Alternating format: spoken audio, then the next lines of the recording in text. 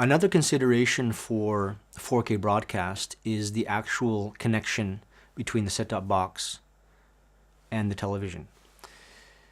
At the moment we have HDMI 1.4, and HDMI version 1.4 supports 4K, but it doesn't support 4K broadcast. It supports 4K up to 25 hertz and 30 hertz in Quad HD for the American market.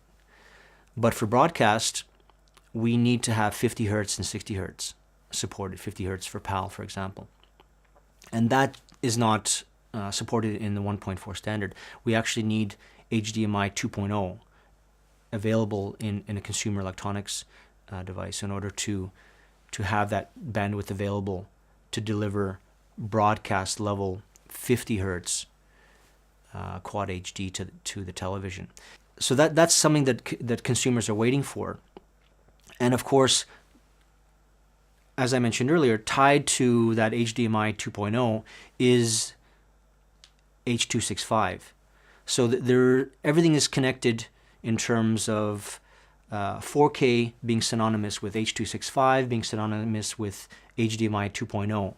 And these three technologies really are colliding or converging in order to provide a 4K broadcast to consumers. And that's what's necessary to have a low cost or reasonably cost set-top box that supports HDMI 2.0 with a codec that supports H.265 to the consumer. We're waiting in the marketplace for these technologies to happen. But that's really the convergence is necessary in order to have the consumer enjoy 4K content.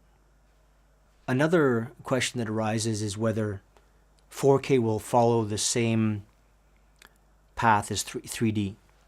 If we consider the fact that 3D may have not met the expectations of consumers, if we look back at the last 60 years, it's fair to say that 3D has had several false starts. The technology has improved. The latest implementation of 3D has been spectacular and fueled some success in the 3D market, partially due to the Avatar movie, for example. But we don't believe that 4K has the same adoption path. And one of the reasons for that is coming back to how consumers have enjoyed larger screen sizes. And as we enjoy larger screen sizes to the size of our walls, we're expecting higher resolution.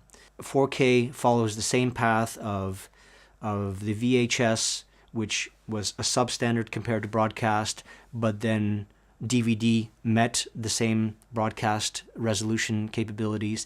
Then HD exceeded broadcast, and 4K is following along that path. So consumers see that higher resolution and larger screen sizes brings a much more immersive experience for them, and that we believe is one of the driving forces in terms of how 4K will be adopted.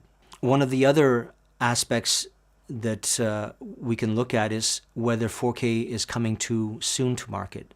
We're still adjusting to HD. Broadcasters are still implementing HD. But if we looked at how fast the CD from the music standpoint was adopted, and then DVDs came into market about 14 years after the CD was introduced to market, and then after the DVD there's about a 9-year delay by the time Blu-ray came to market. Everything's coming to us faster. It's probably fair to say that 4K is actually arriving to market just at the right time. At the moment, with 4K monitors coming to market at the beginning of 2013, that's around 7 years since the 1080p monitors came out and Blu-ray in 2006. So if we believe that technology is bringing adoption faster to market, then actually 4K is coming just at the right time. Consumers will be surprised at how fast, once we get this momentum going, how fast 4K will actually reach a penetration. In some markets, view 70% penetration of a market as the pinnacle penetration of a technology. And it's not unrealistic to consider that 4K will reach a 70% penetration by the end of this decade.